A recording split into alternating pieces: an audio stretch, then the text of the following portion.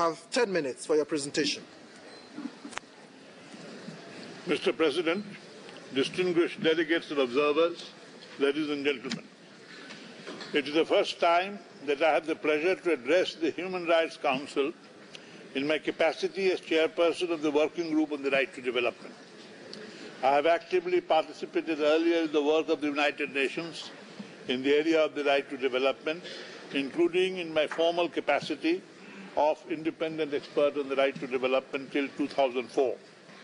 I consider it a great privilege that I have again got an opportunity to try with other members of the international community to work out a mechanism to implement the right to development. The consensus achieved in the working group in the past years allowed for the creation of 2004 a high-level task force on the implementation of the right to development and for the development of a set of criteria to examine the performance of different international partnerships for implementation of that right, which the working group adopted by consensus in 2006. That was followed by the adoption in 2007 of a challenging roadmap in progressively improving and refining the criteria. This year, the working group outlined and agreed, again by consensus, the concrete steps of the roadmap. The working group has been trying to arrive at a consensus which was achieved in the last Council session. This was diluted by the General Assembly resolution, but I am happy to report that we achieved consensus once again at this working group session. In this context, I would like to express my sincere gratitude to all regional groups and delegations for their commitments and hard work that led to arriving at a consensus outcome. Following the consensus resolution of the Human Rights Council in the last 4 years, the right to development criteria were to be operationalized for the periodic evaluation of global development partnerships as identified in the Millennium Development Goal of 8. The working group believes that the ongoing application of the criteria through a dialogue with the institutions responsible for development partnership contributes to the improvement of the criteria and to the promotion of the implementation of the right to development.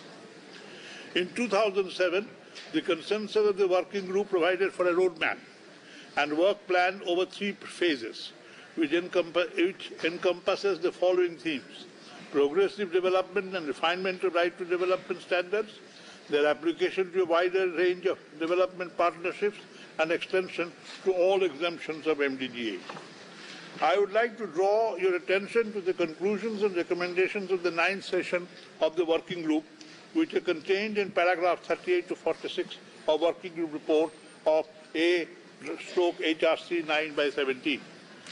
First and foremost, the working group recommended that the task force give priority to improving the criteria in light of the lessons learned from their application and taking into account the Declaration on the Right to Development and other relevant international instruments, as well as the views expressed by the states at this 9th session of the working group. In order for the criteria to serve the purpose of the Human Rights Council Resolution 4/4, the working group has requested the task force to draw on the necessary expertise to A. Make the criteria analytically and methodologically rigorous, B.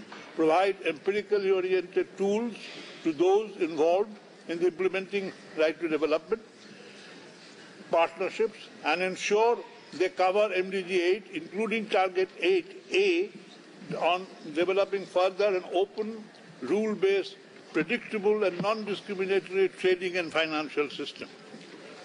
In phase 2 of the working group, which has begun after this working group session and concludes in the working group most likely in June 2009, it will be to continue the constructive dialogue of APRM, ECA, OECD, DAC, mutual review, the Paris Declaration on aid effectiveness and Cotonou Partnership Agreement.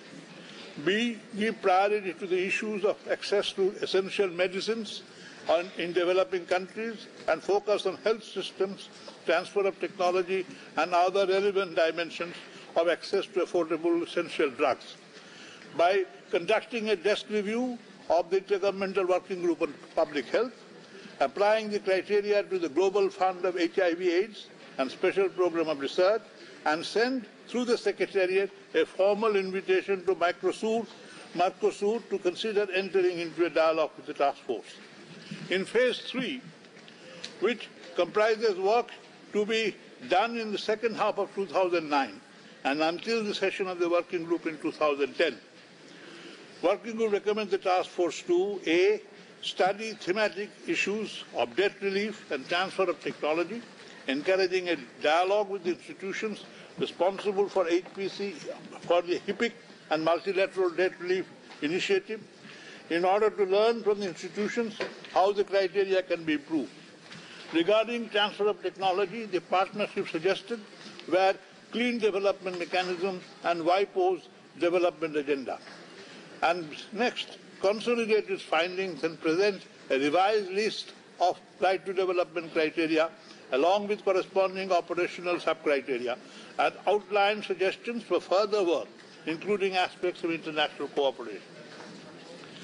In order to implement the outlined work program under this demanding time frame, and demanding indeed, the Working Group recommends that the Human Rights Council extend the mandate of the task force on the implementation of the right to development until the 11th session of the Working Group in 2010.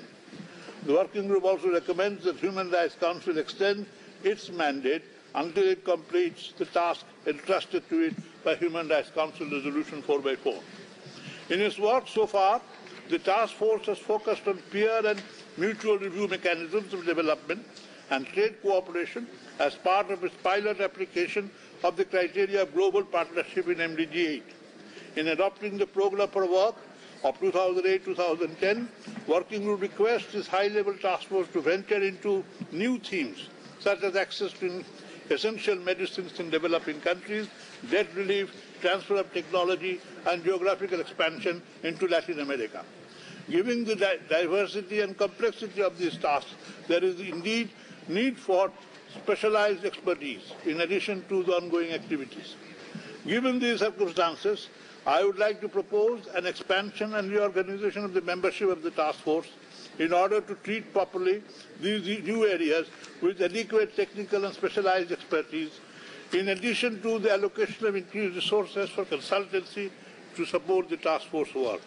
We hope the Human Rights Council will take this into account. This complex work needs both time, political commitment, substantive input by member states, experts and institutions alike, and also adequate resources in order to accelerate the progress of the work done, while applying the criteria and at the same time developing further and refinement of them. I would like to conclude by thanking the Council for its cooperation and sustained support of the Working Group. I also wish to thank Member States who have been responsible for adopting at the recently concluded session of the Working Group an excellent work plan for the task force to implement over the coming months. I am sorry I shall not be able to be present when you discuss and debate the Working Group report, which will start next Monday. I have to go back to my country because of my earlier preoccupations, but I shall be keenly following whatever comments you make on these recommendations. I am proud to point out that this task force and the Working Group have been able to make progress towards finally taking the right to development from the realm of